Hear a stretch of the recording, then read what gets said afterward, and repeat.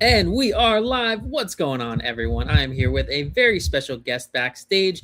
You know him, you love him, Dr. Dimensions. What's going on, man? What's happening, everybody? Welcome to the live. If you're joining in, thanks for Yes, hanging out sir. with. Thank you for having me on the show, my friend. I appreciate it.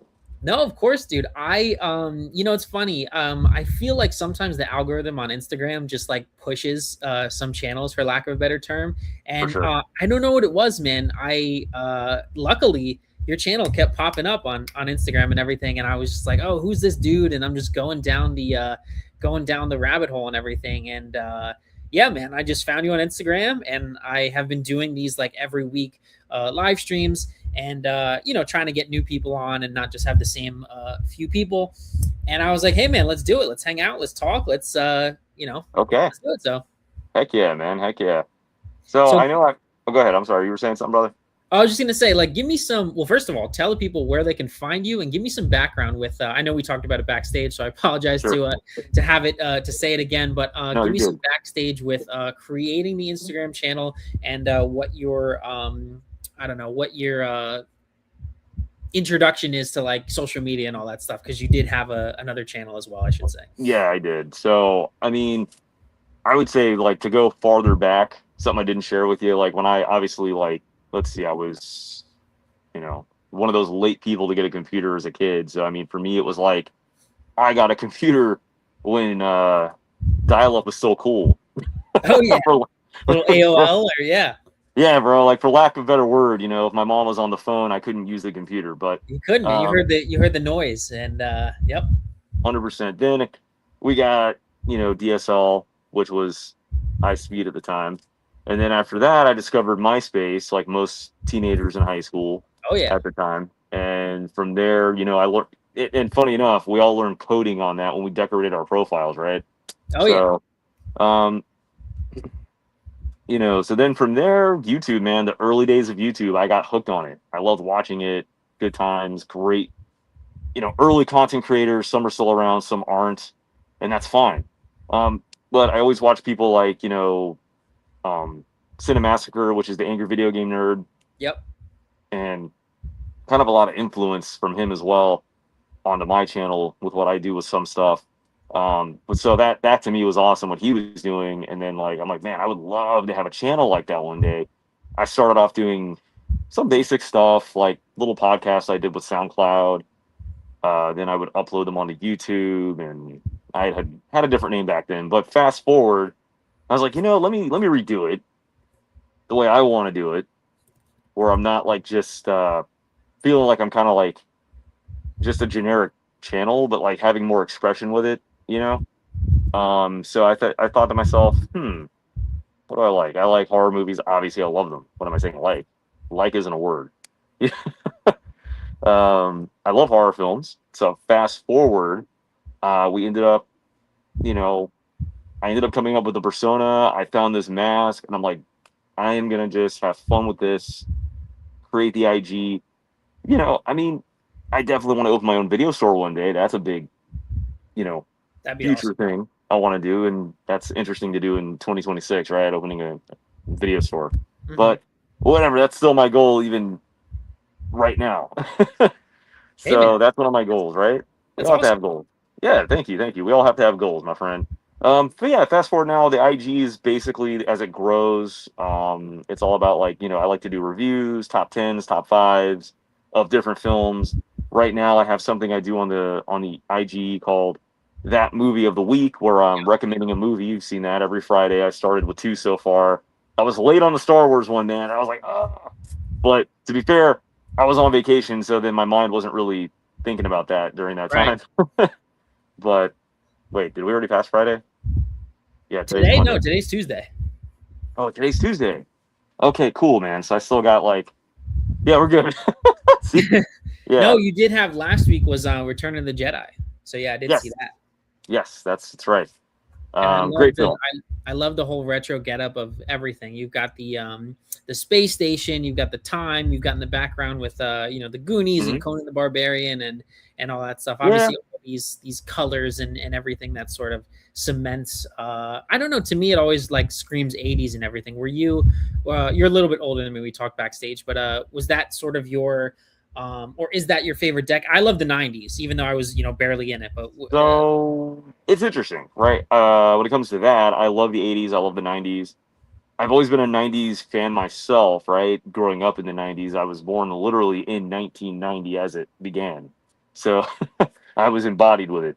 But yeah, for that lack of better, I guess, I do love the 80s as well. Like the 80s is just the colors, the neon palettes, you know what I mean? It's very different. And then you get the 90s, it's gritty, it's dark, it's grungy, it is what it is. The beginning of the 90s had some day glow kind of color still, but then that kind of like phased out in the middle, and then Nirvana changed everything. They really did. Yeah. Nirvana was one of those things where you talk about like a monoculture and everything, which we don't have nowadays, but like everyone knew who they were, whether if you were 8 years old or 80, and they changed not only how people, it wasn't just the music, right? It was how people dressed. It was how people acted. It was how, same thing that you said, fashion and everything. It was, it really, I can't remember 1990, obviously, because I wasn't there, but I feel like it was, the hangover of the 80s until Nirvana sort of blew everything out of the water. And we're like, this is how the new decade's going to start, essentially. For sure. For sure. I mean, Alice in Chains, all those bands, Stone Temple Pilots, Rage Against the Machine, all those bands. It all kind of just like that. All right, let's. What happened? Oh, is it popping up? Maybe technical difficulties. We got my buddy Luke Ponto, 1153. What's up, guys? Hope all is well. Luke is another content creator, Dr. D, and he has been on my channel a bunch of times. I've been on his channel a bunch of times. So Luke is hanging out. Jason, my buddy's a good friend. JCard2000 ANZ. Hope all is good, Adam, and Dr. Dimensions. Looking forward to the stream. We've got Jason saying, Mr. Luke Ponto. We've got Luke Ponto saying, Jason. We've got Jason saying, I had MySpace. Good times there. Have it logged into about 20. You got to check, man. Jason, go on your whatever. See if you can like forget password or try to go back on there. Maybe you're still friends with Tom, like everybody was on MySpace. Wonder what Tom is doing now. He's probably loaded somewhere with on a yacht. But basically, one of the for all the younger viewers, was he a founder or something? He was something of MySpace. So, the actual true backstory to that, yes, Tom was involved. But him and another guy who created MySpace had another thing before that. But when they did MySpace, essentially it was backed by investors to make it work the way they want. So it was a whole thing. I've actually watched a documentary on it on YouTube that somebody did. And check that out. If you ever just type in history of MySpace on YouTube, you'll find some pretty cool stuff about it. But essentially then later on, Justin Timberlake bought MySpace. How funny. He played the guy. Yeah, you didn't know. Did you know that he bought it? No. Justin Timberlake. Yeah. He owned it. He owned it for a bit to focus it more for people in music, trying to make their bands get out there. Which actually, in the beginning of the MySpace era, that was a big thing for a lot of rock bands. But no, he I don't know if he owns it anymore. Basically, if you go on it, it's even if you try to log in, it's glitchy, super glitchy, and it probably won't even work, man. I want to be honest. I wonder if they have. Obviously, they didn't have apps and stuff back then, but I wonder if they have an app for it now. And nah, man, you have to do it. You have to do it through a browser. That's how dated it is. It's still dated. They haven't updated it. It hasn't been serviced. And the reason I know this is because of the doc. I was like wondering why it wasn't being serviced. And they keep it in these building, the servers and everything, and it's super hot in there. And they haven't updated it or touched it. It's just there. So. Weird. I feel like they should shut it down or something. Like Vine was big when I was in high school, and Vine's TikTok's the new Vine, but that went away very quickly. But sure. So, and we've got Jason saying, I love the 80s and the 90s, born in 1982. There you go. Great childhood back then, great times, no worries about anything. I was outside from sunrise to sunset. Yeah, I missed that too. It's things going driving your car or walking around or something, and no kids are outside. I don't even want adults to be outside, like walking or doing anything, but you're just like, why is there no kids skateboarding or scraping their knees or doing like Nothing. Like Yeah. just or playing basketball at the park or something when you drive by. That's a very depressing thing for me. Like I don't have time because I'm at work and everything, but for them it's just like what why are no kids riding their bikes?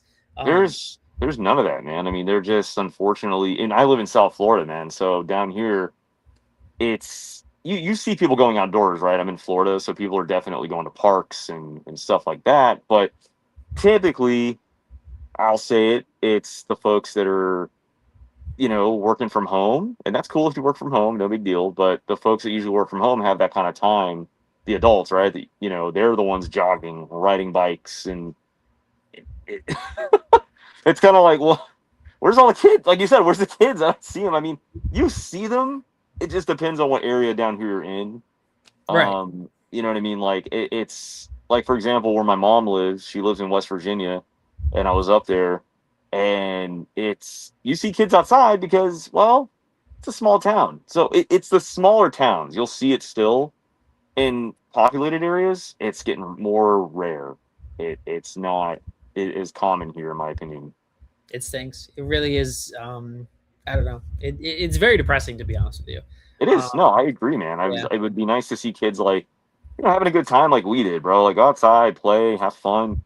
I mean, watch your cartoons. Like Saturday morning cartoons don't really exist anymore, but you Right. know, that's a thing of the past. Cable television, it's a thing about like basically one thing to wrap up about my persona is also it's kind of like a homage to homage. I don't know how to say the word homage to the horror hosts before me, man, that used to do late night stuff like Joe Bob Briggs. I'm a Yep. big fan of Joe Bob. I grew up watching him, so that was just one inspiration. Obviously, you got Elvira, Grandpa Munster, who used to do those. Yep. Yeah, but the VHS tapes he would do, he used to be on those Grandpa's Recommendations, I think they were called, or something. Okay. And he would like introduce the movie before you watched it, So it was pretty cool. So stuff like that, those late night horror hosts. That's kind of like the fun of my theme. Yeah, for sure. Yeah. I really, again, one of the things that drew me to your channel is the mask and the persona and everything. You don't have to get into this if it's personal or whatever. I work a retail job where Sure. someone could just walk into the store or whatever and, so to speak, find me, and that's why I cover up like my tattoos and hair and all these other things. So it's for a safety / anxiety reason. I don't want to be working, and not that it for a good reason or a bad reason to be bothered or something like that. Do you also work in a climate like that, or you just want your privacy, or what is it? Because I love it and respect it as well. I know a lot of content creators Right. obviously show all their face and everything, and for me, I'm like stressed out to have all my whatever information and stuff on the internet, but I love it. So I think it's cool that we're two masked content creators, so to speak. So I think it's In a awesome. way, yeah. Yeah, that's cool, man. I mean, for me, like it's a little bit about like privacy. I mean, I show my face on here. I don't have a problem with it. It's just more, for example, I grew up with Halloween being my favorite holiday, right? So also it's like when I got older and discovered people were doing cosplay at cons and stuff, I'm like, well, wow, okay. People dress up in costumes all the time. This is cool. I don't have to wait for Halloween. So Right. It's not just it's one day. I enjoy the theatrics. I enjoy the fun of it. I have a good time with it. It's like, not to say I'm a boring person without the mask, but it's just one of those things where I don't know, man. It's just it's fun. I feel comfortable with it. I've been doing like my mom, for example, would dress me up as her little cat, and she was a witch for Halloween. Okay. So like I said, I've been a Halloween kid since I was 2 or 3 years old, and I could wear a costume, and my mom was big into it. Okay. So Do you have a favorite that's, costume that you wear as a kid?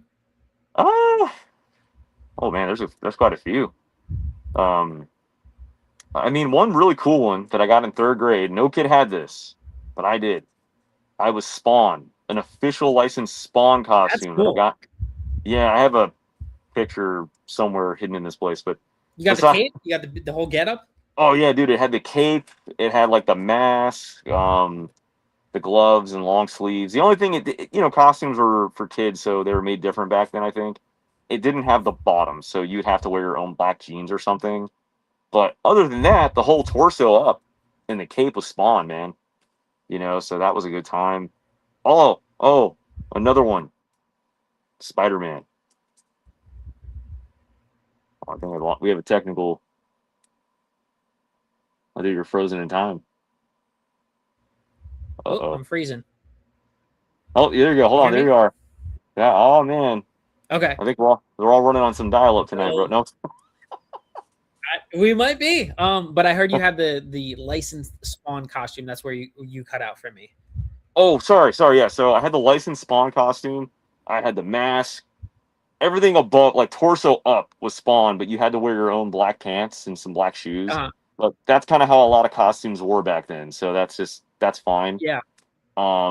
Another favorite, first grade, I was Spider-Man because that's awesome. Oh yeah, me too. For when the Tobey Maguire one came out in 2002, I was 6. So when that one came out, yeah, I was Spider-Man. And then the year after that, those would be my 2 favorite. The year after that was Pirates of the Caribbean. So I was Jack Sparrow for 2003 and when I was 7. So those 2 back to back were like pivotal years, obviously, when you're super little and that guy's your superhero and all that stuff. So those 2 for me were my favorite. And I always liked doing, I could never do it myself, but I always liked having like makeup or something on. So like my mom would do for Captain Jack Sparrow, it'd be like an eye patch and a bandana and like, like a scar or something on your cheek and everything. So that was my sort of face paint and all that stuff. I went to last summer. I can't show a picture, unfortunately, but last 2 summers ago, I saw Rob Zombie and Alice Cooper in Jersey. And I did the I didn't do it. One of my friends that I was going with made me sort of the Hellbilly Deluxe, like the white face paint, the black on my eyes, and then like how he has like the X like Manson on his temple. So she did that, and then she was like Baby Firefly, and somebody else was Otis, and we kind of did like, it was like the director and then the people from House of a Thousand Corpses, which was so much fun to dress up for a concert, for a show. Yeah, that's awesome, man. I mean, I'm trying to see him in August. I think he's coming down here. Somewhere in Florida, he's coming down. I got to go see him. I'm trying to get tickets to it because I've always wanted to see him live. I never got a chance to. So is he going to be there with? Is he touring with Manson? Yeah, with Manson. So okay.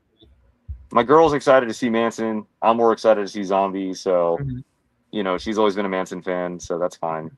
But yeah, no, I just want to see his show in general. I've never had the opportunity. Last November, went to Warped Tour. That was cool. The one in Orlando. So. Yeah, Warped Tour's weird now. I mean, I went, what do you call it? I went when it was, it would go to not every state, I should say, when it would go state to state to state. And now there's like 2 or 3 around. It's like, Florida and DC and like California or something. If I they did one in California, and I know, I think they just announced the DC one. I think so. But yeah, I mean, it was cool. It was my first Warped Tour, man. I never got to go as a kid. Really? Yeah, because my parents wouldn't let me go by myself, and they didn't want to drive all the way to West Palm, which is kind of far from where I live. So they were like, no. So my girlfriend found out. She's been a Warped Tour veteran since she was 14. Yeah, So she was like, "Oh, you never been? Oh, we're going. Here's the tickets. Let's go." And I'm like, "Dude, okay." It was cool. My first Warped Tour. I had a great time. A lot of walking. A lot of walking. The most fun memories I had, I mean, it's different now, but when I went in high school, again, I had to wait until I had a car, so probably like 17 or 18 or whatever. Right. Yeah, I mean, back then it was like $50 and or $40 and you could see, all your favorite bands. It wasn't just like, you didn't just go for like whoever, like, Black Veil Brides or Pierce the Veil or whatever. And you would just stumble onto a stage because at that time they had like, oh my God, they had like 6 or 7 stages, and you would be like, oh, I also want to see, or my friend wants to see this ska band, like Real Big Fish, or they want to see whoever. And the most fun is like not the bands that you wanted to see, but you're just like hanging out, waiting for the next band, and you become fans of who's ever playing currently. But yeah, so those were so much fun to go to those back in the day. I would love to at some point go to the bigger versions of it, but they're way too far from me, Florida. Very obviously my girlfriend's been all the old ones and stuff. She told me that, like you said, it was cheaper back then to get a ticket and go, and it was cool, like, from my experience. But I will say, man, these festivals know what they're doing, making money at the food and concession, dude. That's for sure. Because I was like, yeah, I'd like a water, please. And they're like, okay, sir, that's like $5. And I'm like, man, okay. Dude, when I went to Warped Tour back in the day, they would fill up your water for free. There were like free water stations. I didn't see any water stations, man. I'm gonna be honest with you. It was like they had these liquid death waters, and you had to pay like $5 for them. Uh-huh. And I mean, cool, liquid death's fine. I don't have a problem with it. But I'm like, geez, man, I saved up like this much to get here. I don't. And parking, dude. Parking's Yeah. like $40 or something crazy, and then you get a T-shirt, and it's like, you know, $50, and you're just like, it's a nightmare. I'll be real with you, man. Parking was kind of sketchy where I was at. So, Oh yeah. well, we parked the first day we went because remember, this is not like back in the day where during her time it was in West Palm and it was like one day, right?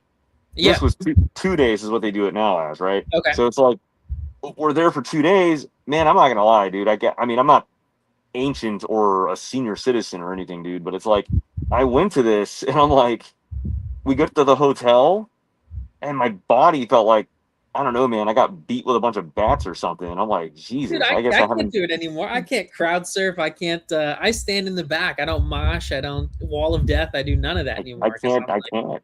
I know I can't either. So it's bad. I let the kids and the teenagers in front of me do whatever they got to do.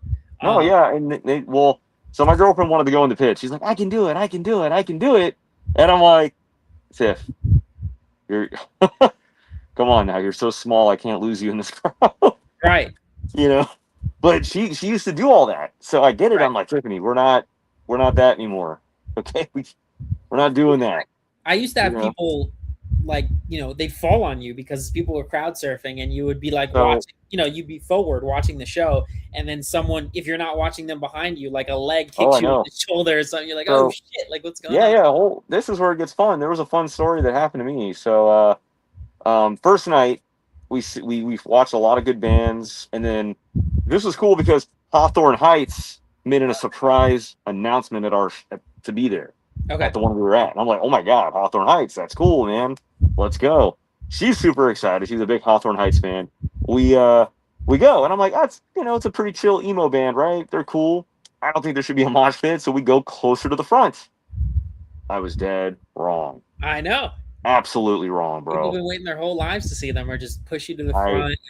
The barricade's the worst, because you'll be at the barricade and then you'll get squished like I don't know. It's bad. You don't want to be that close to the front, you know?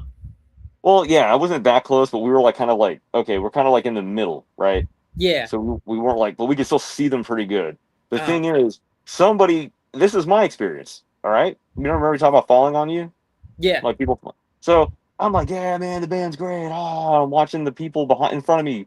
Please don't hurt my girlfriend. Jesus, this is a great show. Woo! No, dude. I had to watch the human missile that came behind me that everybody wasn't really telling me about. Bro, whole butt on top of my head of this lady. Dude, that'll just mess your neck up. Yeah.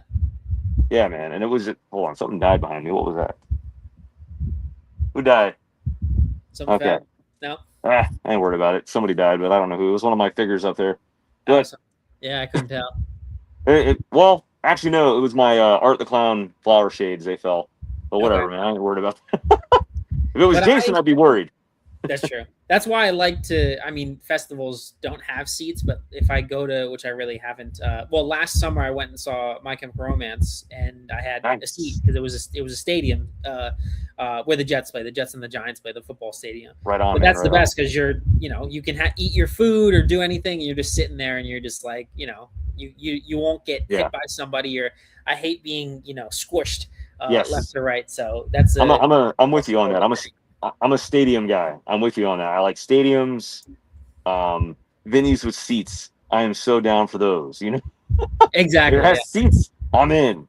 You know, 100%. So that or what was it, like the Bank Atlantic Center down here is like a stadium essentially, but you know they use it for sports and hockey and other stuff. But it's like it works out great because we saw My Chemical Romance here like a couple, well, about 3-4 years now. They came down here. Okay, yeah. Yeah, and then we saw this was a stadium we went to, but I didn't like it because the security was really bad. Just to be fair, like the security check-in was so bad we missed Weezer. It was Green Day, and Oh, Green Day and Fall Out Boy and Weezer, right? yeah, Fall Out Boy and Weezer, and we had an issue with security because they were being super strict. And I'm like, look, man, everybody's bringing vapes in here. Okay, I don't vape. My girlfriend does, and she wanted to bring her vape. You know, she does it for her reasons. She has anxiety, and that's fine.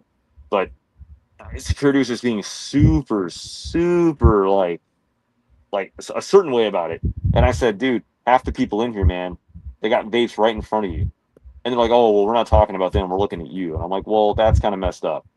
Okay, we paid to be here like everybody else. Yeah. You know, so I don't understand that. But after a while, we fixed it. We got in. We got to still see Fall Out Boy and Green Day. So still awesome.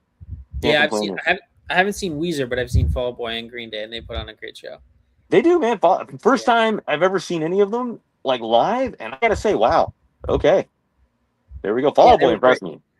Like, yeah, Fall Out Boy was really good, and they both, like, Green Day will play for like 2 hours or something, and still, you know, tear the house down. They will. Trust me, man. They definitely will. We got to chat. Somebody said something in the chat there. What was that? We had Jason said, I think he was talking about your figure. He said, I didn't fall, I'm all right. I see what he did there. Okay. And then he said, I'll be right back. I appreciate it, Jason. All right, man. But look, man, you got your I don't know, we were talking about Cinemassacre before. I love the like sort of 70s wood grain panel you got back there. Is that inspired by him? Did you put that up yourself? Was it already in your house before, or what? Believe it or not, the landlord put this up for us when we moved in because like she had to redo the room. So I was kind of cool with it. I was like, okay, cool, man, I'm down. Like, dude, I love it. It's hard to find that nowadays, like the wood grain 70s panel and stuff, but it gives you a good like a retro vibe. In Florida, believe it or not, man, you can see a lot of that. North Florida, South Florida, you'll find a lot of that down here. Okay. You know, just a lot of tile flooring for sure, because obviously up north you'll have carpet because of the cold, but down here it's more tile and stuff like that. But yeah, what kind of? Let me ask you, what got you into doing your thing, if I may ask? Yeah, for sure. So I made a Instagram. I made this Instagram channel. Oh my goodness. Over a year, because I've had YouTube over a year. So let's just say 2 years ago. Just started posting, you know, just pictures of physical media and everything. And at that time, 2 years ago, was probably the heaviest I was buying 4Ks and everything. Just like you, I had you know, DVDs to Blu-rays to 4Ks and everything. And so yeah, slowly I was just doing it for, again, just sharing stuff to be able to talk to random people on the internet about, I just got the new Batman 4K and I just got this and I just got the whatever.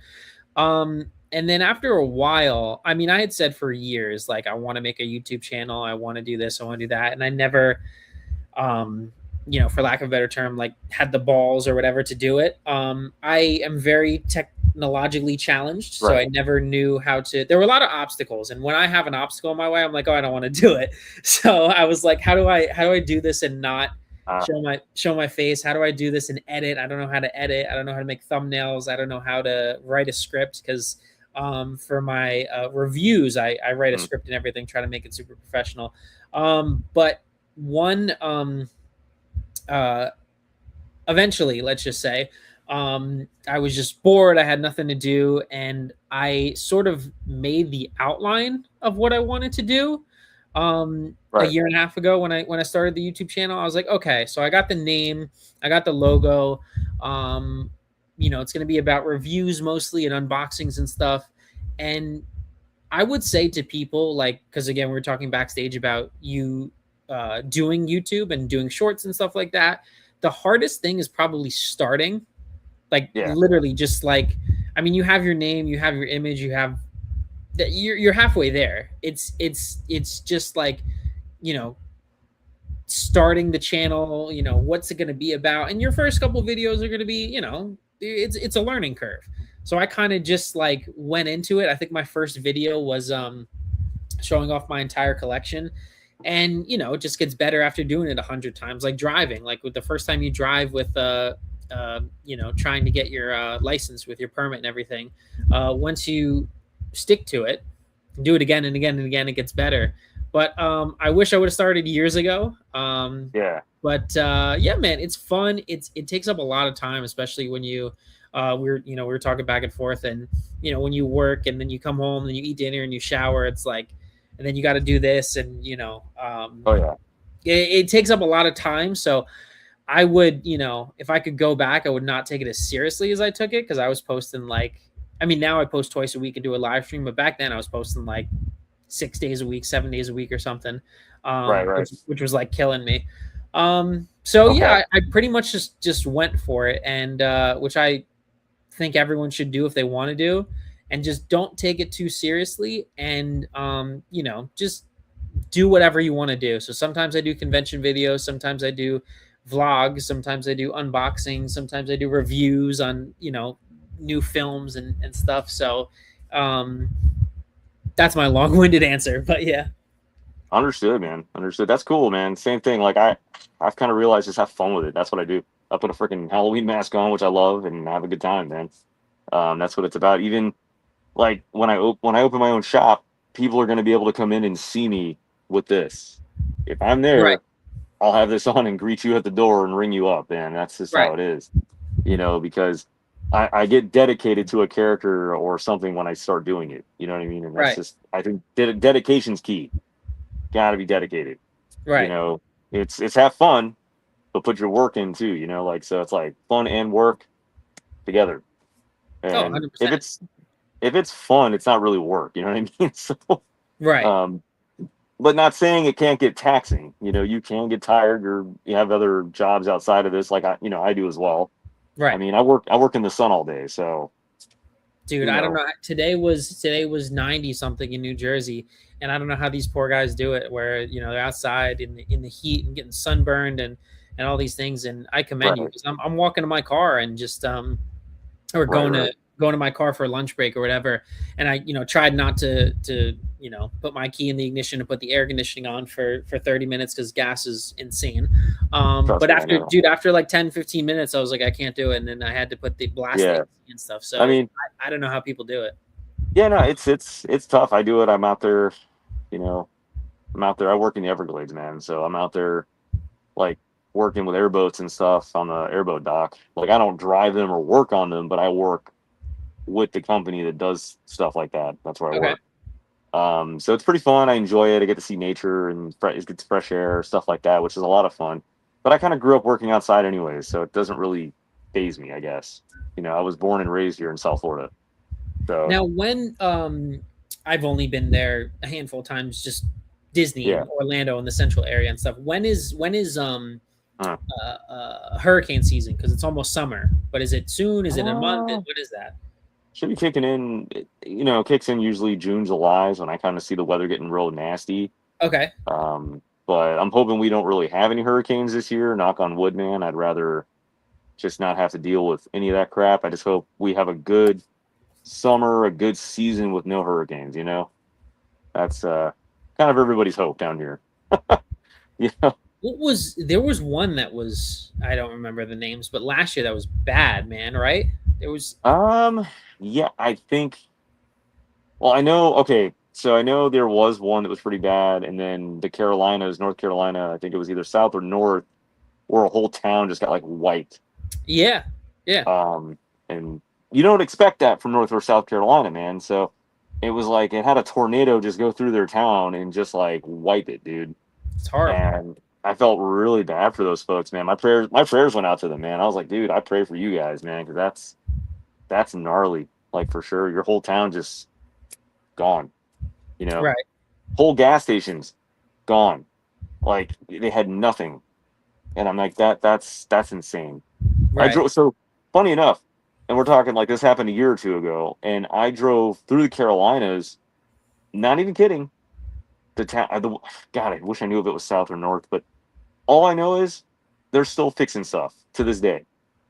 Like Oh, bridges dude, are out, what do you and call it? Katrina. There's 20 years later, they're still rebuilding. It's insane. oh yeah, Yeah. 100%, man, 100%. But it's hmm, it's one of those things, man, where you just always gotta thank your stars, man, that didn't happen to you or me, because I feel I feel lucky that didn't happen to me. But man, do I feel bad for those it did happen to. Like, I'm gonna be honest with you. Like, I send a lot of prayer out to those folks. So that's Well, just I love, not to cut you off, but I yeah, love Florida. Again, I've been there a handful of times, going to the theme parks and everything. And I love New Jersey, but it's insanely expensive. So if one day, if I ever have to move out and everything, I've always told my parents and other people, like, I would love to live somewhere in Florida, because I don't know, I have to be, even though I don't go that much, I have to be in a state right. that borders the ocean. Like I go to the beach, like uh even like once a month or something, but I couldn't see myself living like inland somewhere in Central America, or no, I shouldn't say Central America, in the center of America. Oh yeah, yeah. But I don't know. I just like, and obviously Florida has the theme parks and all those other things. It's a massive state, but I don't know. I like it. And I've seen places where it's like, wow, Right. it's actually not too, compared to here in New Jersey, it's really not insanely expensive. But I don't know, man. So you said your mom was in Virginia, but you were always in Florida your whole life, you said? So yeah, my mom recently moved to West Virginia not that long ago, probably like 2, 3 years ago now. Just to kind of get out of here because, my mom. Look, as cool as Florida is for those that don't live here, I love it. It's my home, right? But at the same time, I can see where things are changing. I can see where, for me as a Floridian who's been here my whole life, I can see just where the housing market is going, different things of that nature, right? I can see where things are going up for me as someone who just lives here my whole Oh yeah. life, and it's kind of sad because it almost feels like in South Florida they're just trying to oust the original people who live here out, and it kind of sucks because it's like I've been here my whole life and I don't want to leave my home, but that's why I always do my best to kind of work hard, make sure I have what I need to kind of get things done. I mean, that's just how it is. So, Oh but yeah. but yeah, no, it's a cool place, man. Like Florida's got a lot of stuff happening. There's, I'm sure you've heard of Spooky Empire. Yeah, that's one of the biggest. Is that the one in Orlando? Yeah, they do it in Orlando and Tampa, I believe, sometimes. Okay. So there's those guys. There's other horror conventions, of course. I know you probably have your fair share Hmm. in your state as well.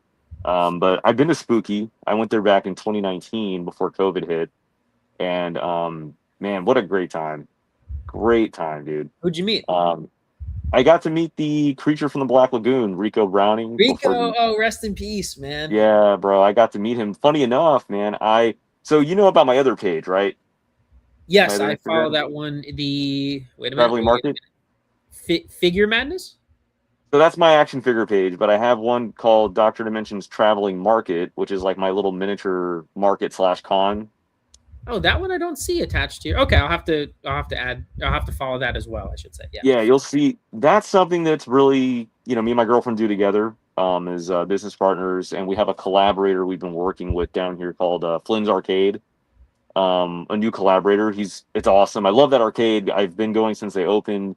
It has like that old fashioned arcade vibe Yeah. because that's what it feels like. That's what it looks like, dude. He also has a hobby shop next door where he does like trading cards and stuff like that. Great people, Flynn's Arcade. I great folks, man. I'm telling you right now. And if you ever go to South Florida, man, check them out. Their arcade is phenomenal. $15 to play all day. So it's Do you fantastic. do you know the I'll send you the YouTube link, but Sure.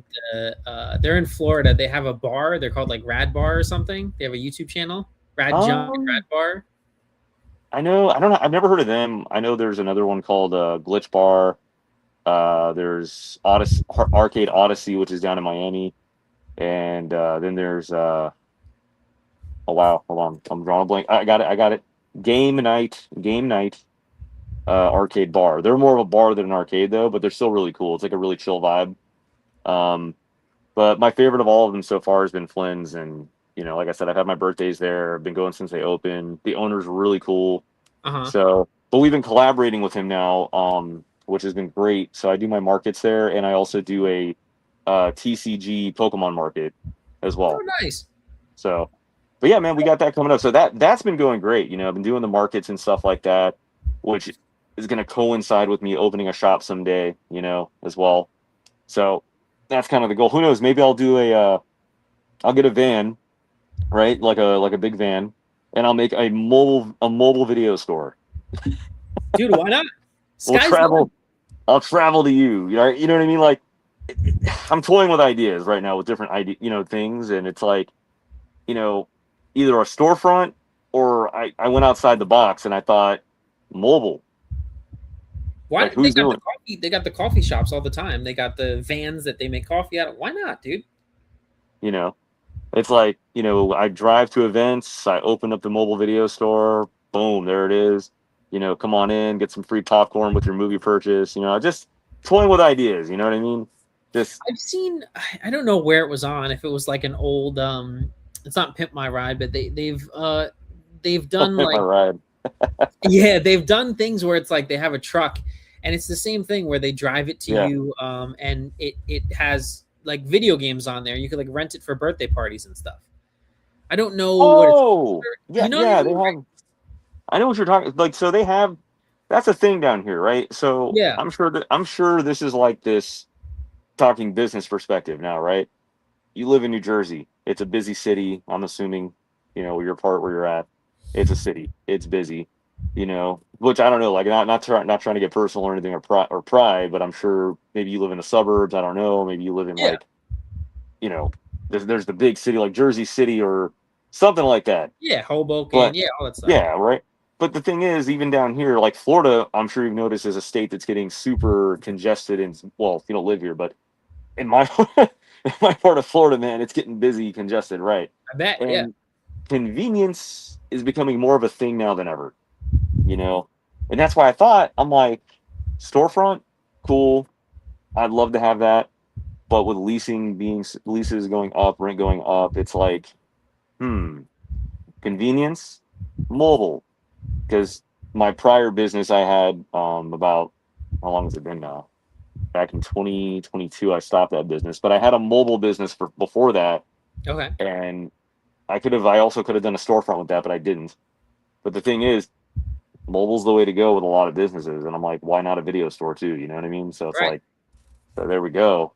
I just sent you you can watch you can watch it later after the stream, but I sent you the YouTubers that I watch that are from Florida that have a bar, and I'm also going to send you my own video. Shameless plug to myself, but they had I went to a New Jersey punk rock flea market, and they had a section of vendors with a coffee shop, and it was all trucks, right? So they had a coffee shop, and one person was selling what do you want to call it? Like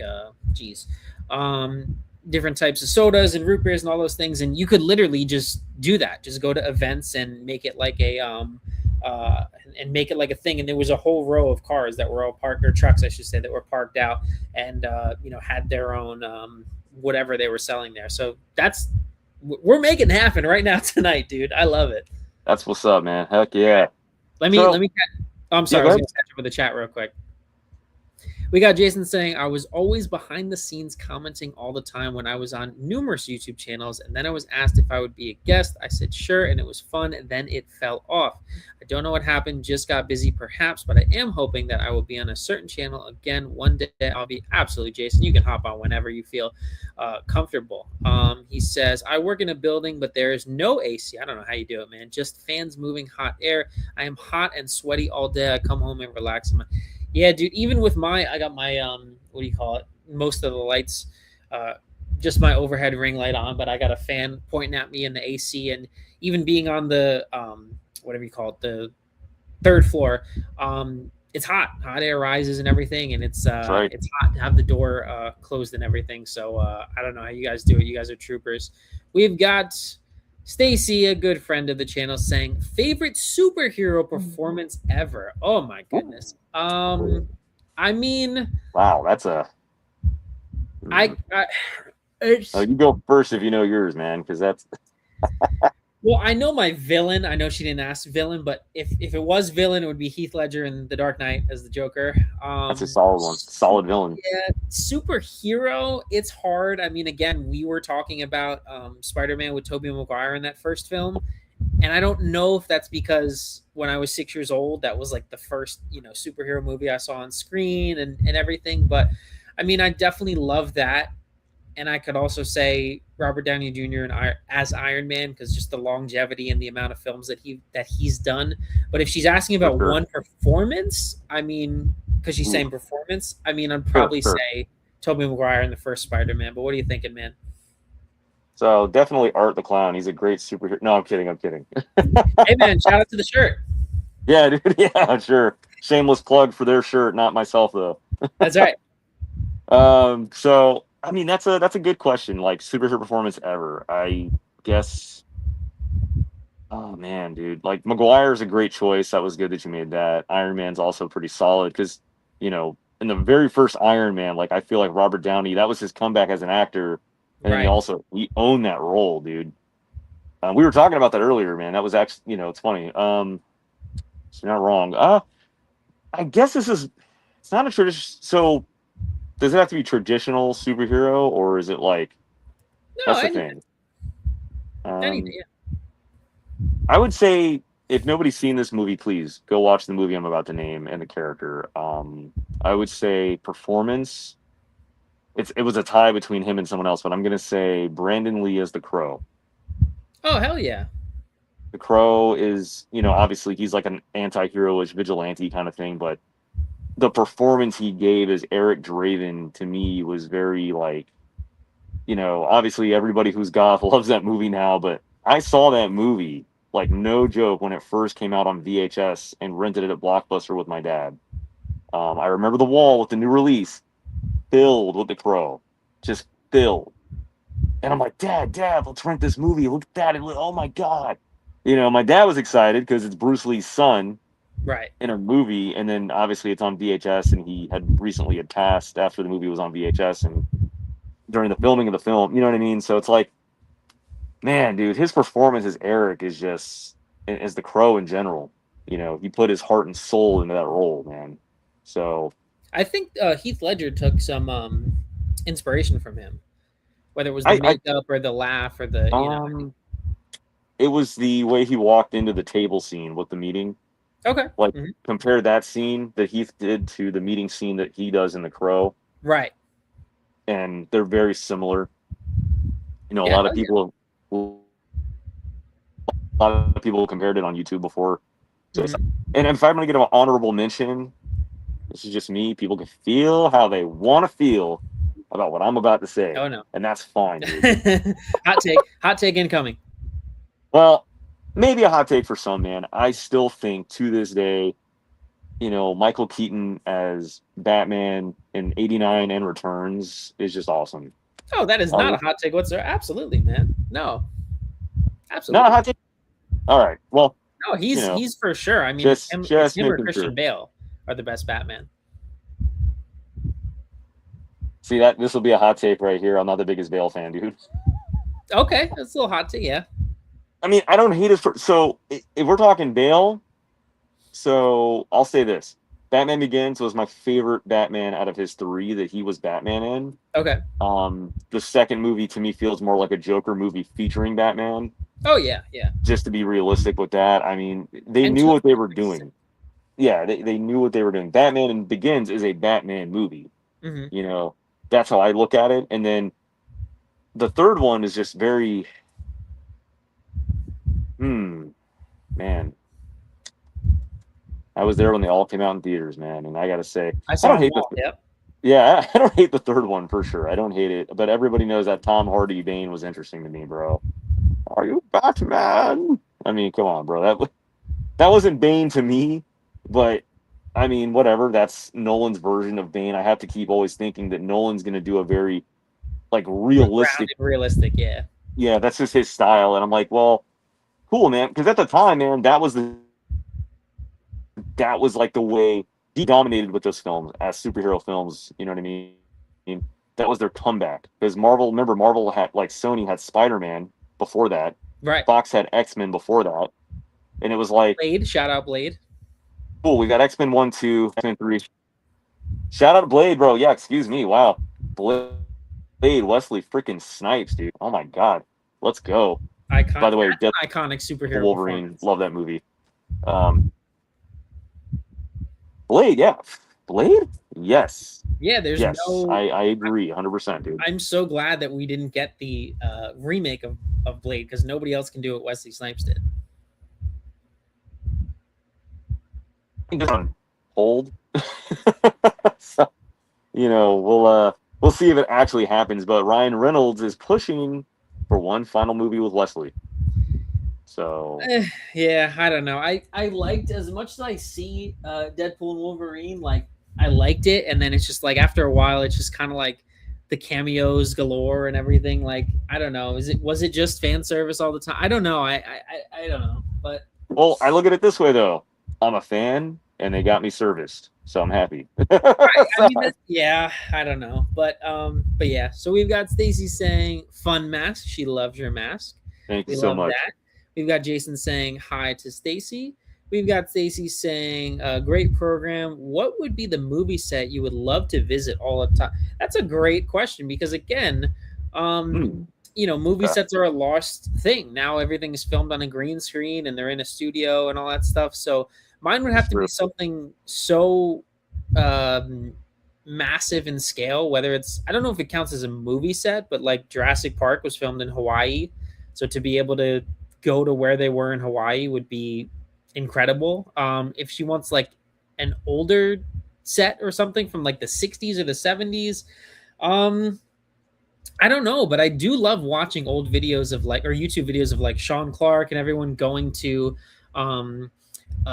you know, this is where they filmed Halloween and this is where they filmed, you know, everything, and it's like the house is still there, you know, like now it's like what can you do for again for this Avengers movie? You can't, because it's in a studio somewhere locked away. So, so what are you thinking, man, about a movie set or something like the Psycho House, or what are you thinking? I mean, that's pretty iconic for sure. I would say, so yeah, like you said, movie sets are becoming a little more not there, you know, as much as they were once upon a time. Like, to be fair, I mean, if you look at Universal, like, you know, Universal Studios, they were the top tier of horror movie sets back in their time with the classic monsters, right? So it's like, oh man, dude, I would actually like to go to Dracula's Castle from the Bela Lugosi film. Oh hell yeah, yeah. Now that to me is awesome. If I had a second set, oh, go ahead. I'm sorry. I'm sorry, I just said hell yeah. My bad. Oh, well, if I had a second set, it would probably be the set of, I would say, Return of the Jedi. So, oh, nice, dude. You want to be on Endor with the Ewoks? Dude, the Ewoks are cool. I don't care what anybody thinks, bro. Loved it. Well, we're in that time frame of being, we think they're cool. Other people who saw it in theaters probably didn't, but Star Wars is a perfect example for a movie set for sure. Oh, 100%, dude. 100%. So of just the three original films, is Return of the Jedi, because Return of the Jedi, I go Empire Strikes Back, New Hope, and Return of the Jedi. What would you say is like your ranking or your favorite or least favorite of those three films? I'll always love A New Hope. You know, that's a classic. But for me, Return was when Luke finally hit peak as a Jedi. You know, he got his green saber. There's a lot about that film that just really is just, to me, like where Luke becomes who he's supposed to be. And then like, so I would put Return, Empire, and then A New Hope, I guess. It's not my least favorite, but it's just kind of the order that I kind of watch them in. I love A New Hope, but I've seen it like over 1,000 times. It's a great, great film. Now, my two favorite Star Wars films, Return of the Jedi, Revenge of the Sith. So, yeah, Revenge of the Sith is amazing. You know, I mean, the new films, look, man, I mean, with the sequel trilogy, it's very controversial, right? We've got... I can't do it. I saw them all in theaters. I'm just like, oh no, I can't do it. Like, all right. Force Awakens gets a pass for me because it's a play it safe film. They played it safe. It's fun. It's a requel, if you will, of the... Basically, it's a reimagined New Hope, and fine. Oh, man, Last Jedi, dude. Oh, my God. Oh, man, brother. I don't know what happened there. I just want to cry when I watch that movie because it's just like... And I have the Steelbook over here, man. That's the thing. Because I'm a completionist with Star Wars. Even though it sucked, I own it. And Force Awakens was like one giant like apology, You know, it was like J.J. Abrams came back. Oh man, I got to fix this mess. You know what I'm Right. saying? And it's like, dude, we get it. We get it. You got to fix this mess because, brother, I don't know what happened. You know, that's how I feel about it. Like, Right. Rise of Skywalker had a lot of things I liked, but then there's a lot I didn't like about it. And I'm like, man, what's going on? Disney wants you to forget about that now. They want you to forget all about those movies. I don't I even know what can't. to say about Mandalorian and Grogu. It's just like, why are we making this a movie now when like the hype has died down tremendously? It's again a safe bet to make money. It's like after Sure. the third. I don't know if you watch. Did you watch the Mandalorian TV show? I loved it. Season 3 was kind of wonky. I'll admit that. Right. That's because there was a lot more interference from producers of Disney. You know, there's definitely a certain lady at Disney at Lucasfilm who's now retired, thank God, who likes to interfere. Oh, she's retired, Kathleen Kennedy. She stepped down from messing with the Star Wars stuff, from my Okay. understanding. So I'm pretty happy about that. I'm sorry, man. Like, good for her when she did make accomplishments that were great back in her time, but she needs to just take a chill pill, lady. It's not that Right. deep. Like, God, let us nerds have Star Wars, please. Just leave it alone.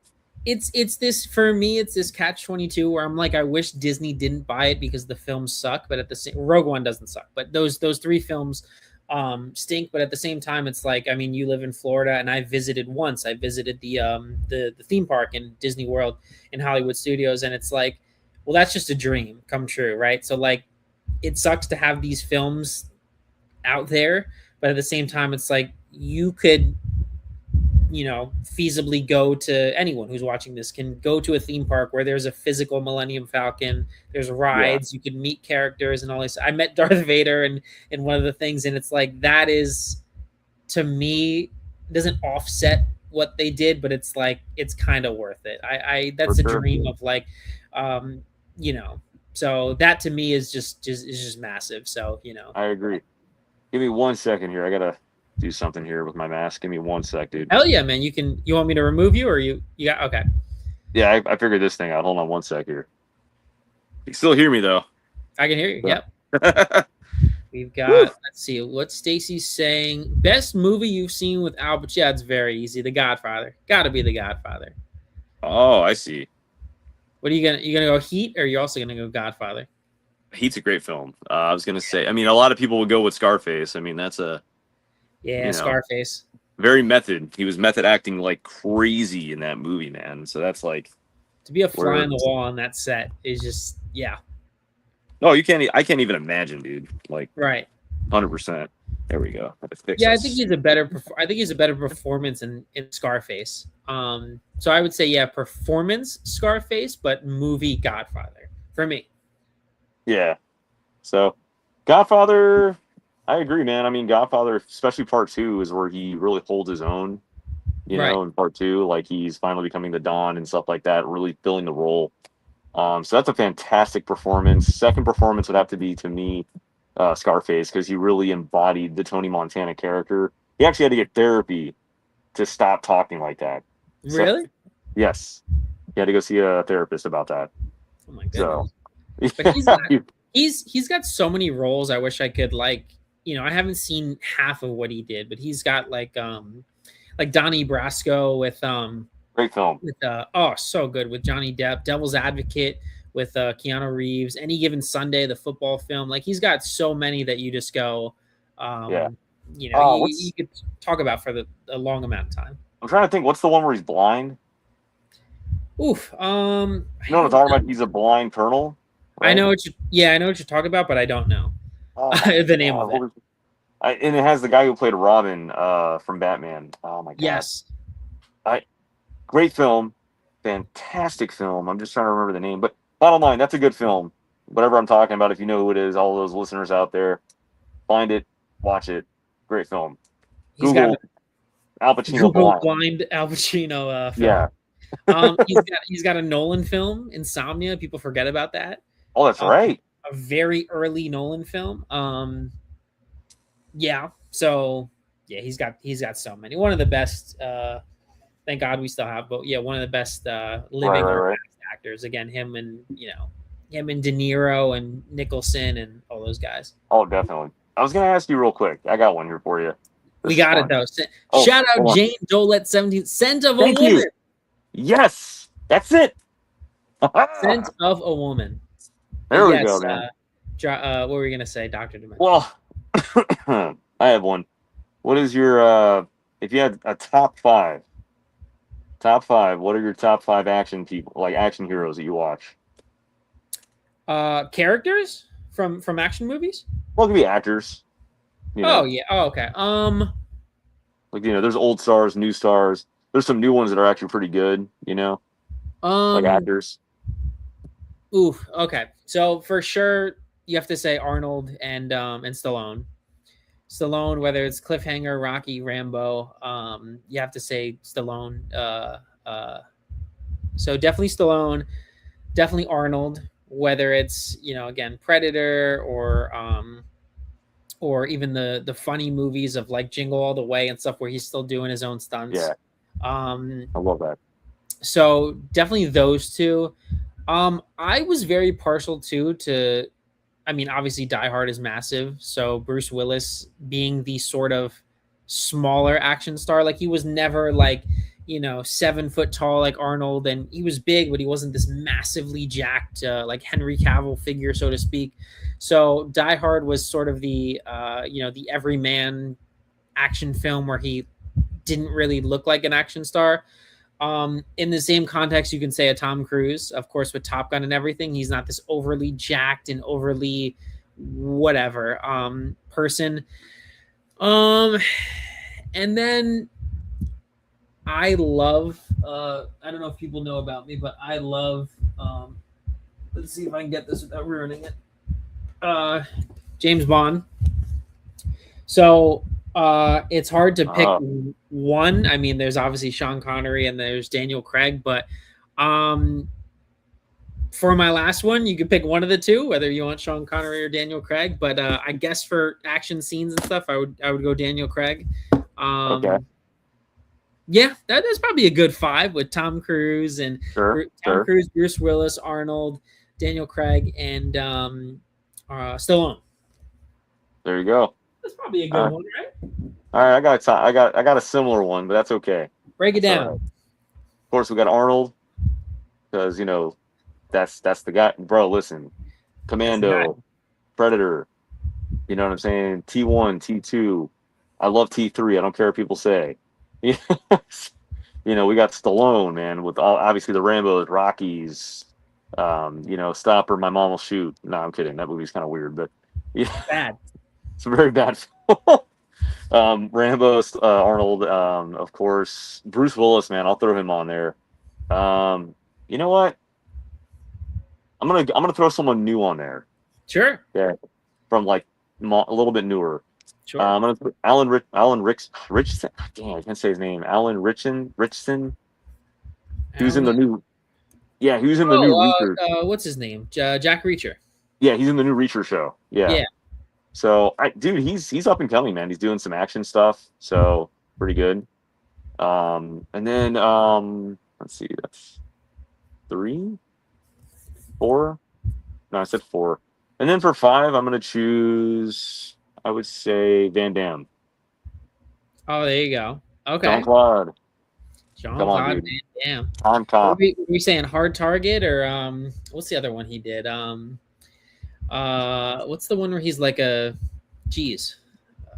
Oh my god, I finally Bloodsport, man. That's his first film technically, but if you want to kind of he did it about the same time he did Cyborg.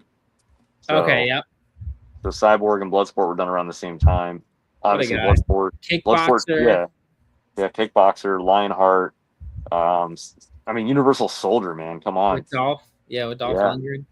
Great film. I could say an honorable mention, right? I could say Steven Seagal, but don't say it. You could. I wouldn't.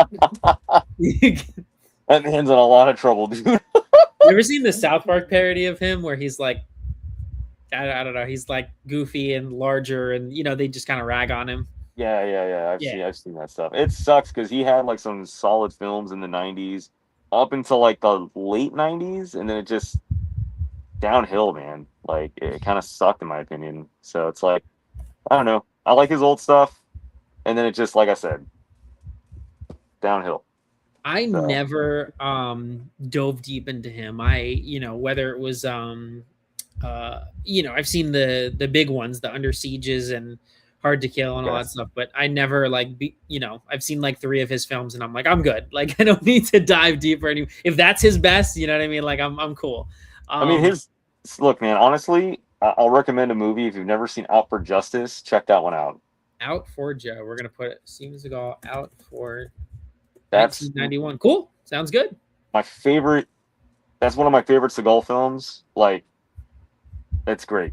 It's where Seagal is being Seagal, like, but like in a good era of his films. So it's Yeah. like there you go. So No, hell yeah, dude. you'll understand. We've got Stacy saying favorite horror score. Hey man, let's talk a little Terrifier. I mean, my horror score is Halloween, the original from 1978. Yeah. But Terrifier's got that classic whatever you want to call it, instrumental.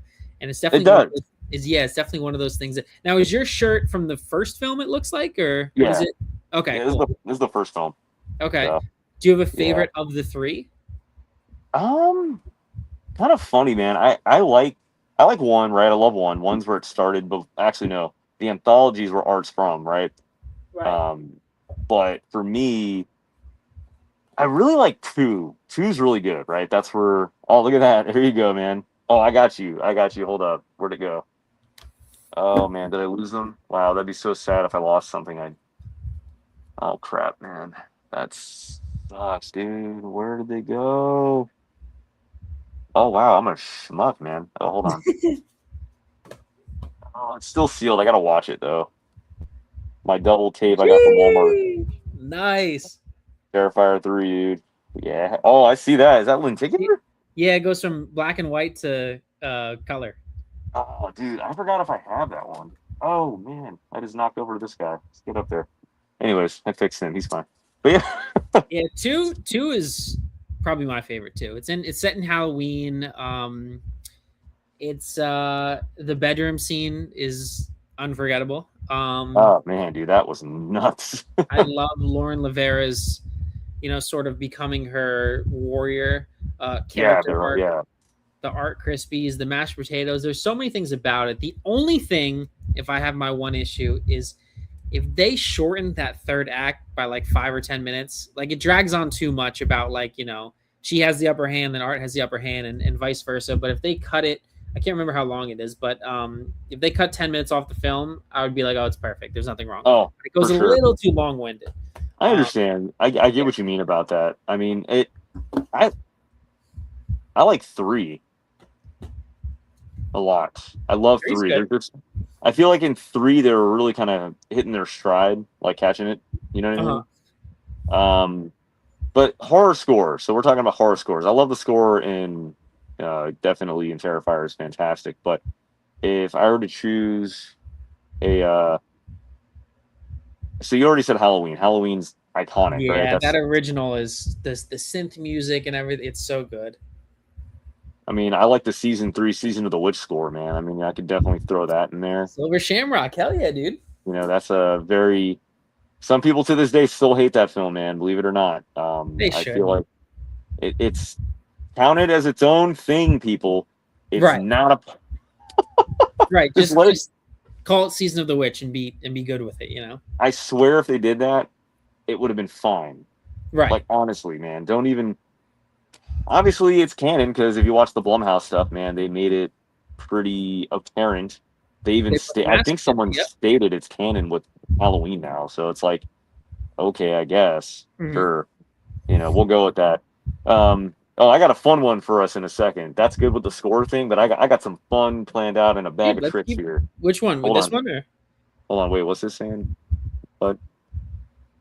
What movie would you? Would you have Wes Craven make? Oh, I have no idea. I don't know. Rest in peace, Wes. I have no idea though. Jeez, man, that's a hard one. But we'll pause what I was saying, but let's answer that. I actually have an answer for that. Go for it. Yeah. I got a big old jolly present of nothing for that. Actually, I'm kidding. But no, I'm kidding. No, I can try to do something with that. I mean, okay. So what would I have Wes Craven make now? I would like to see, and this is just my personal opinion, right? Because Wes Craven, he's done a lot of cool stuff, man. First Nightmare, New Nightmare, the Scream franchise, you know, when he was doing the first one and so on. Those Have Also, Eyes, Shocker. yeah, exactly, dude. The first Swamp Thing, he did that. Yep. But people will forget about a certain werewolf movie he did with Christina Ricci. Cursed? Oh my goodness, I haven't seen that in forever. Dude, listen, I saw it in theaters, man. So Wow. imagine that. That was the same year I also saw, because I think it came out around the same time as Freddy vs. Jason. And I think Oh yeah, like early 2000s. Yeah, I saw Freddy vs. Jason in theaters, bro. that's awesome. I want to hear about that I know. experience. Yeah. Very cool experience, dude. Wait, this is back when you still had you could still look in the paper and find movie times. Right, or So, call the movie phone guy. that too. Yep. But so yeah, man. I mean, I would love to see, because he did a werewolf film. I would love to see him do a film, and maybe he has. I don't know, because I don't know all of his library entirely. What if he did a film? Check this out. About like just something crazy, right? Out of his realm that I don't think I've seen him do, about goblins. You could do that. Creature Right? feature. Creature feature about goblins. Yeah. Like in a cave or something. You know? Yeah, why not? And then like they're in a small town that's trying to build up and make a modern society out of a small town, and developers move in. It'd almost be like a creature feature that you'd see on Sci-Fi Channel, but done by Wes Craven instead of a low budget company. So Why not? Yeah. you know, Hell yeah. I mean, Sounds good to me. I definitely like, let me ask you, did you like Cursed when he did that? Dude, I haven't seen it in the longest amount of time. I remember there's some questionable CGI being in there. Again, it's like early 2000s. Right. Love me some Christina Ricci from Wednesday Addams and everything from the Addams family. But who's the male lead in that film? I can't remember if he was a big name or not. Oh, so there's two. Well, okay, he's the male lead. It was oh my God, Joshua. Oh my God. He's in Dawson's Creek, I believe. The Joshua Pacey from Dawson's Creek? I think he's the best friend of Dawson. Yeah, it pays. I can't remember his name, but he's not James Vanderbeek. Yep. Pacey, yeah. Yep. Yeah. Joshua something. And then you also had oh my Lord, what was her name? Okay, the blonde from Halloween, the Halloween Blumhouse trilogy, the mom. Judy Greer. Yeah, she was in it. Christina Ricci, what's his name from the MySpace movie, Facebook movie, I'm sorry. Jesus, not Andrew Garfield, the other one, who played Zuckerberg. Who played Jesse Eisenberg. Yeah, he was in it as well. It's a crazy cast, man. Yeah. And I watched it probably a few months back, and I'm like, wow, I forgot all these people were in this movie. This is crazy. Yes, man, the CGI, 100% questionable, but it's of its time. But here's the thing. That's when studios were pushing for the cheaper route to use CGI versus practical, right? Right. Because originally I saw some interesting information on that film. There was practical being pushed to be used in the film, but the studio fought against it. So yeah, I understand. Yeah. You know how that goes, man. Back then, studios had you like this. Right. You had to listen. Unlike films like Terrifier, which Damien Leone, I believe he self-funded with the first one and a lot of it himself, if I'm not mistaken. Oh, he did like everything. Writer, producer, special effect. Yeah, he did everything. Which to me is fantastic, because you have a person who cares, does the practical effects, does the makeup himself. That's why he saved a lot of money there. So, I mean, that's the thing, dude. It's one of those situations where, I mean, it's just great. Like, I mean, I wish things would go back to practical, but we don't live in that reality anymore, man. That's probably, not going to happen. I'm okay with splitting it. Like I know most people would say that's sacrilegious or whatever, but I'm okay with saying like, I don't know, this flying scene or something that's like, gonna it's too risky to have unless you're Tom Cruise, right? Like jump off the cliff of riding a motorcycle and stuff. Like I'm okay with some things. I think the issue is that we either go all or nothing, like you were saying. Right. So people either go, we love the Terrifiers that do everything practical, or the studios do whatever, like an Avengers movie, and it's all CGI and all that stuff, which stinks. They should be able to do, like, if it's this close up shot, or if it's like a cut on someone's arm or something. Like, why do we have to do it by a computer? That's what bothers me when they go all or nothing, because you can make it look good, like an American Werewolf in London. Like the werewolf transformation scene is unbelievable. It's probably better than some real I'm sorry, some CGI effects. Right. So right. yeah, I'm kind of like or the Howling. I was gonna say the Howling, like with Joe Howling. Dante, the Howling. That's the transformation in the Howling and the way the werewolves looked in the Howling was just phenomenal. Unlike a personal favorite of mine that I grew up on is Silver Bullet. Oh hell yeah! You seen that? A long time ago, yeah. Yeah, I grew up on that movie, so every time it came on, I was like, woo! But the thing is, like, you look back on it now, and I get what they were saying behind the scenes. There's some commentary about the film. What is that? Joshua Jackson. Thank you. Yes. Thank you, Jason. Yes, bro. Shout out Pacey. Jason from Crystal Lake came in and helped us out. Look at that. That's right. But yeah, man. So what I was saying is, like, I look at the costume for the werewolf in Silver Bullet. There's a reason that they barely show the werewolf in that movie, right? Because I saw the interview with one of the guys who did it, and he's like, "Listen, we had a werewolf. They cheaped out on the costume, and it looked like a grizzly bear. It looked like a black bear, like a grizzly black bear from the forest." And the guy's not wrong, because when you see the close up of it, like at the end of the film, you're like, "Oh, I see it.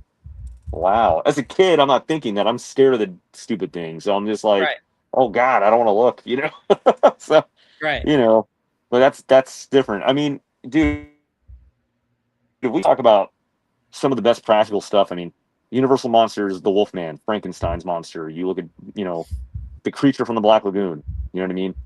That, to me, Universal had it locked down. And that's just to go off a topic here. On topic about studios that, to me are still trying to catch up or get back to where they were, is Universal, man. I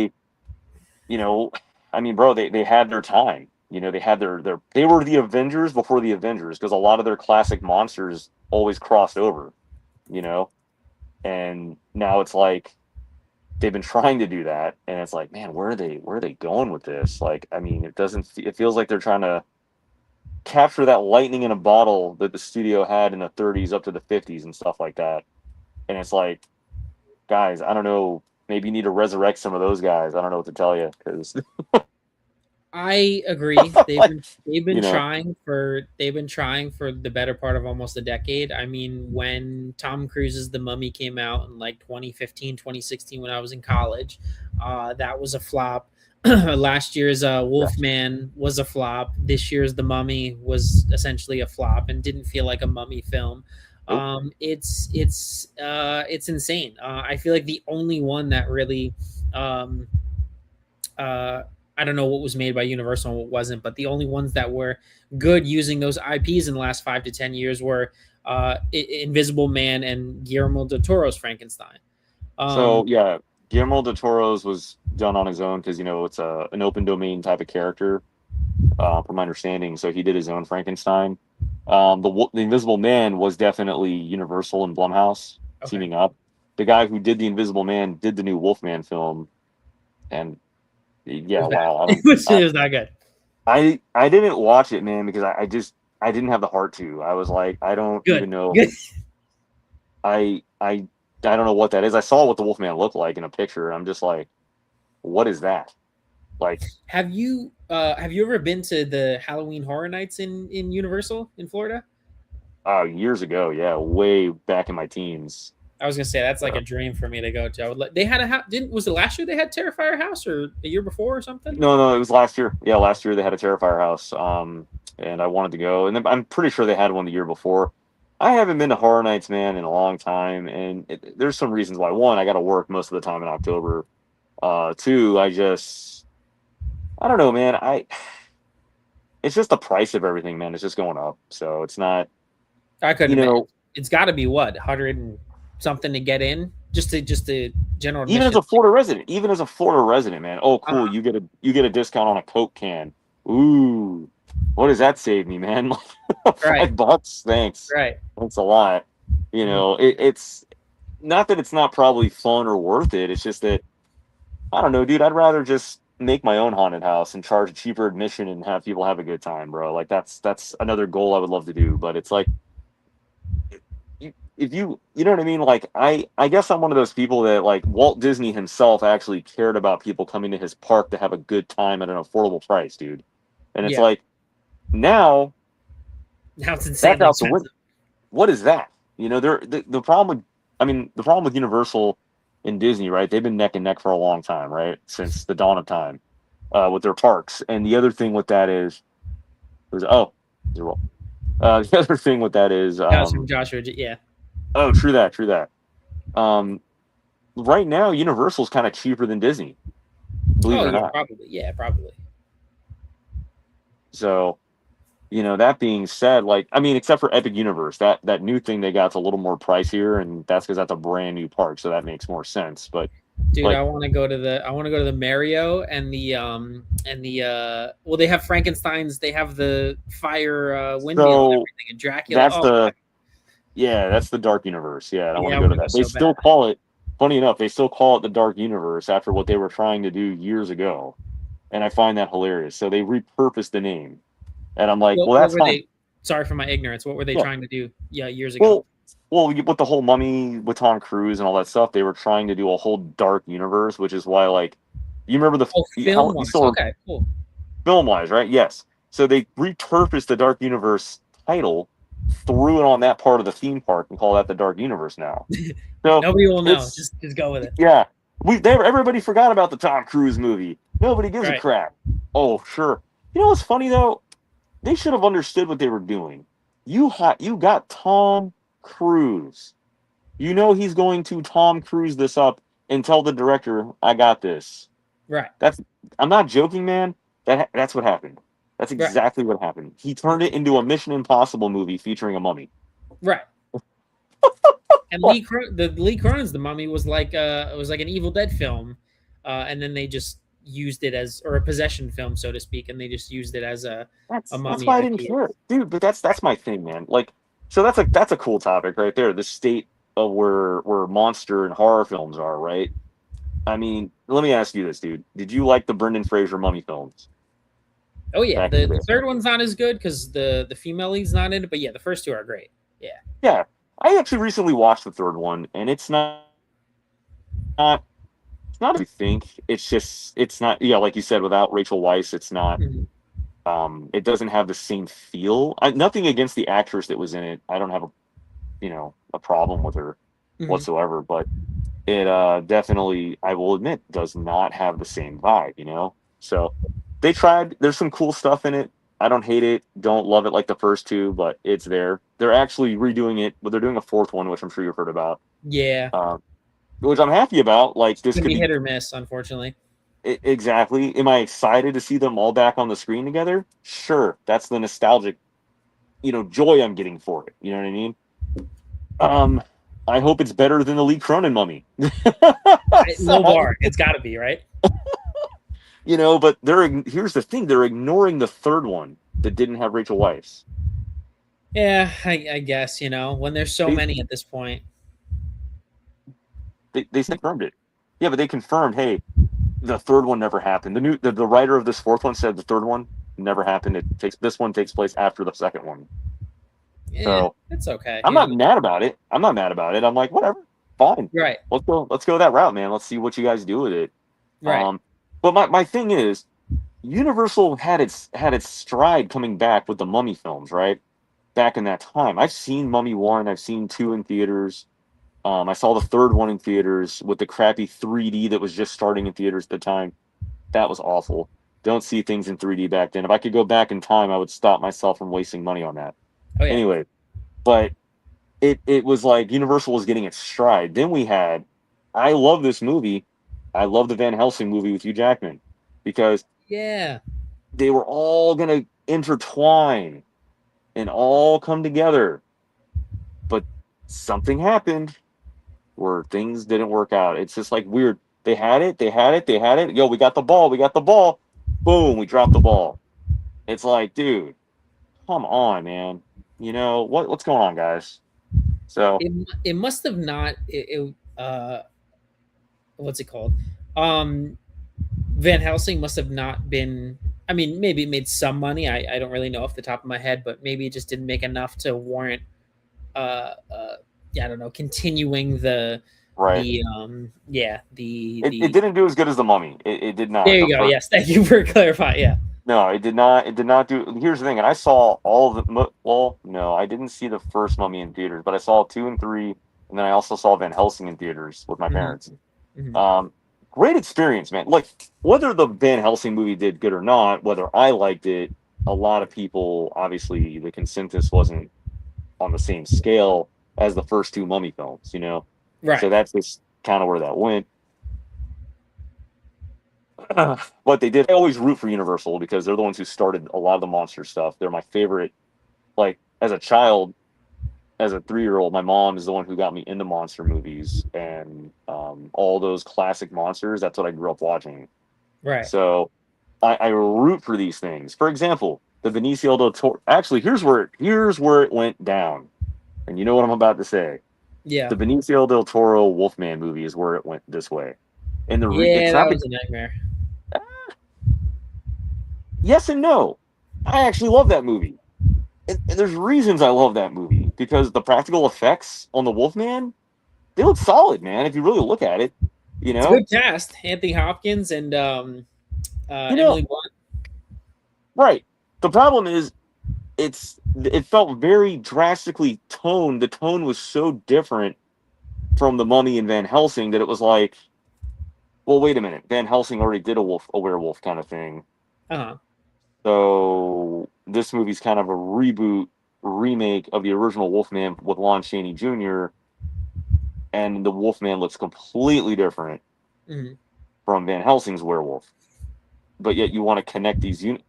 That's where the mess happened. It was like, how are we connecting these? You know what I mean? There's just no way at that point because you're that one I know didn't make any money. No, it there's a lot of reasons why though. It wasn't even because if the movie was bad or good. I think the weekend it opened to get some heavy hitters. There were already out. There were other movies that were outclassing it, and that's kind of the sad part. But dude, the practical effects. Benicio del Toro is a solid actor. Anthony Hopkins, like you had a great cast in this movie. You had some gore. You had some action. Like if you haven't watched it in a long time, man, I know maybe it put a bad taste then or not. Just I saw it in theaters, dude. So I was there. I can't believe that film's like 15 years old or something. You know, some of those, it's weird. It's like sometimes I can think like, I don't know. You're like, sometimes when a film is, 20 years or 30 years, you're like, oh yeah, Spider-Man's 20 years old. That doesn't bother me. But when that's like 2010 and I'm like, oh, I was in high school or whatever. And I'm like, that's 16 years old. That's what makes me feel old. The ones that are newer. Here we go. We'll make it bigger. Crazy. That's it. Nice, dude. Yeah. That's even got the... Oh, hold on, everybody. Special features. There you go. Alternate endings. That's it, dude. I mean, that's just like I said, man. The Wolfman was a movie that came and it went.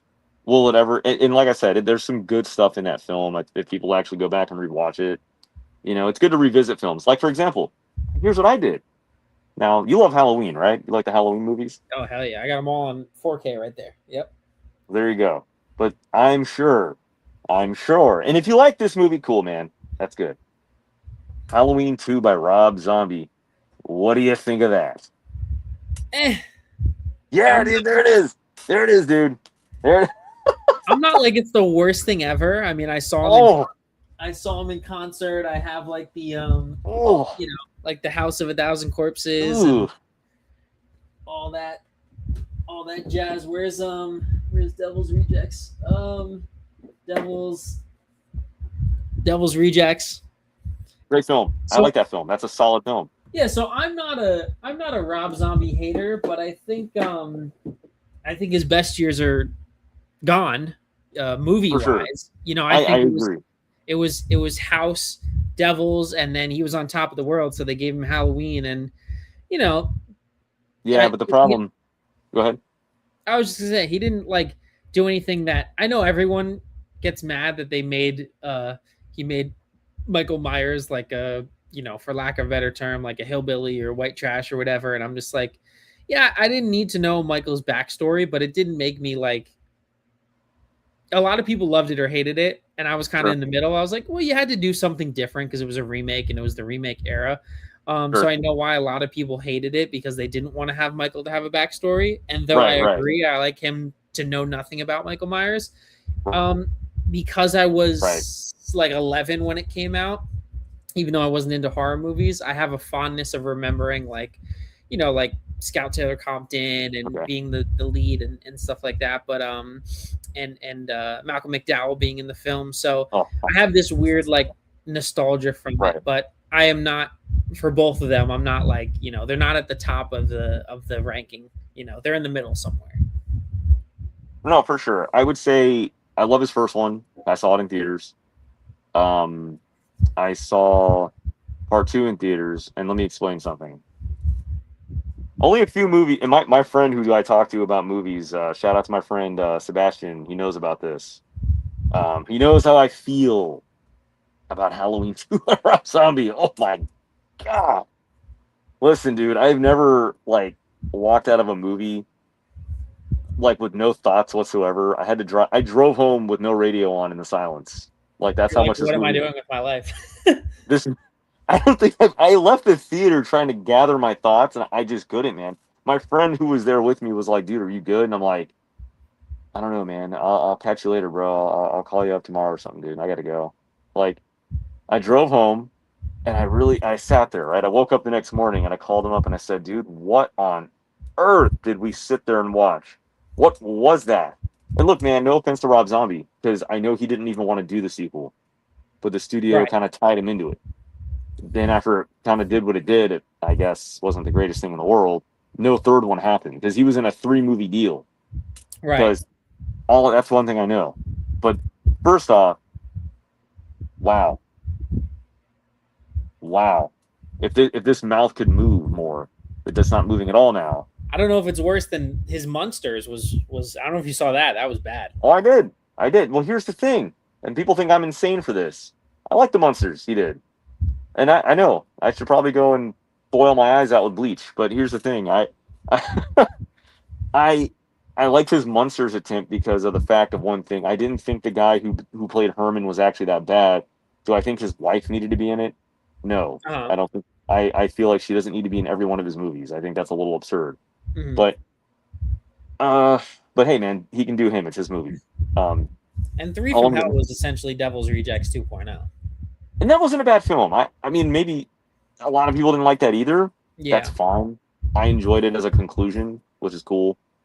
But I will say that I didn't hate his Monsters movie, dude. I honestly looked at it like a low budget TV special made in 2001, and that's kind of how it felt.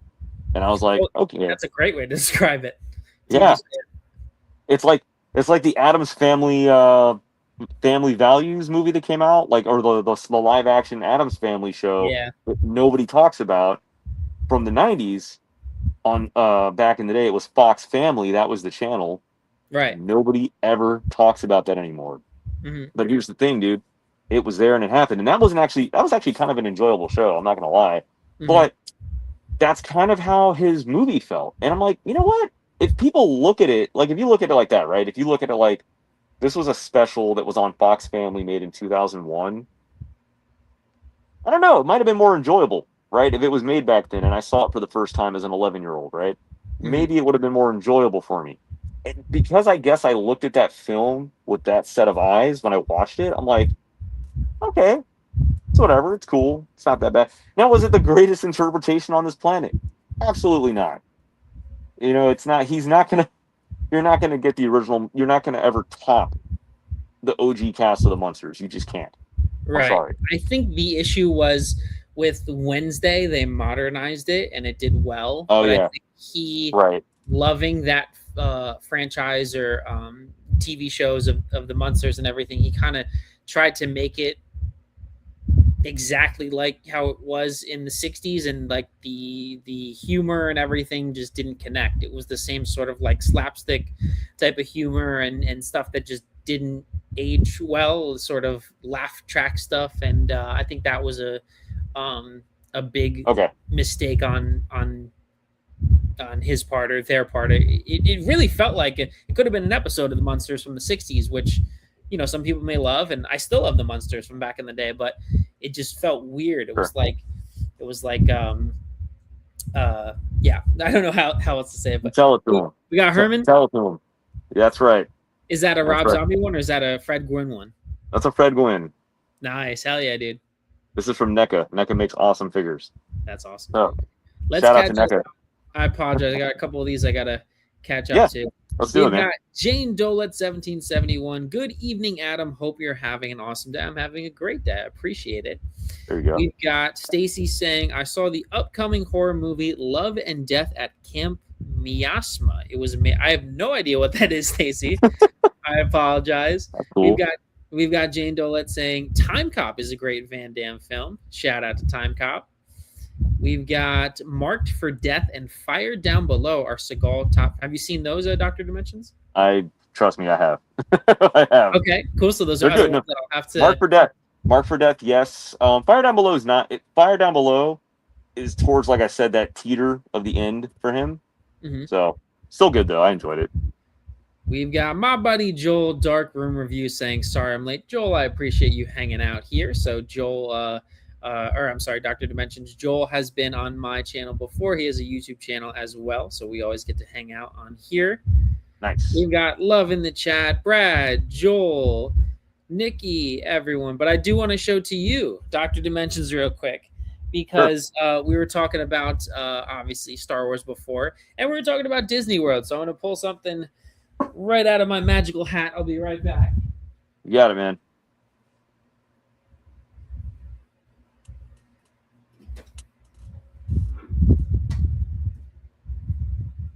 Well, first, there's no batteries or anything in here. Whoa. When I went to Disney World, I've got my R2-D2 from that you could make when you went to the place in Disney World. So it's basically like awesome. it's like Build-A-Bear, but you can literally like put all the pieces together and all the colors and everything. And unfortunately, there's no batteries, but he moves. Like you can you know, move his head back and forth and move his legs. And I forget how to do all this stuff, but yeah, you would have to like tilt him a certain way. And yeah, you can make a BB model or you can make an R2 model. And obviously I made R2. But yeah, this thing was so much fun to go there and actually build my own. Again, it's not just seeing the Millennium Falcon, but like to make this, like, you know, it's unbelievable to have this sort of toy. So I made this at Disney World and it was unbelievable. But that's the first little fun thing. And the second thing is, if you would have told 3-year-old Adam when Phantom Menace came out that he would have his own, probably shouldn't say Phantom Menace, but he would have his own Darth Vader's lightsaber, he would have never believed you. But man, this thing is, I have the you know, the blade in another room or whatever, but it's like real whatever you want to call it. It has heft to it. There's a place to attach it to your belt. This is how you would, you know, turn it on and off. And yeah, if you would have told, again, childhood Adam that this is a thing that you could just buy, you know, I can forgive The Last Jedi for holding this right here, because this is insane, dude. Absolutely. Yeah, man, for sure. I'm sure the prices have skyrocketed in the because I went 3 years ago or 4 years ago or something, like a year after it came out. But this is insane. So that's cool, man. I wanted to show that. Fantastic. But we've got Jason saying, Jason's laughing. We said that's awesome. We're getting a little bit closer to my time. I know I got a couple things. I got to edit my Fight Club video. I got to edit my Fight Club video. But for everybody who's going to watch on the rerun and everything, where can the people find you? What do you want people to know about you? The floor is yours, Dr. Dimensions. And I appreciate you hanging out with me tonight, man. Yeah, man, I appreciate you inviting me on once again, man. Yeah, man, just go to at Dr. Dimensions. You'll be able to find me on IG. You can also check out my Figure Madness page where I do action figure pictures, photography, and whatnot, and talk about figures. And I love action figures, as you can see. It's Hell a Fred yeah. Gwynn. So Amazing.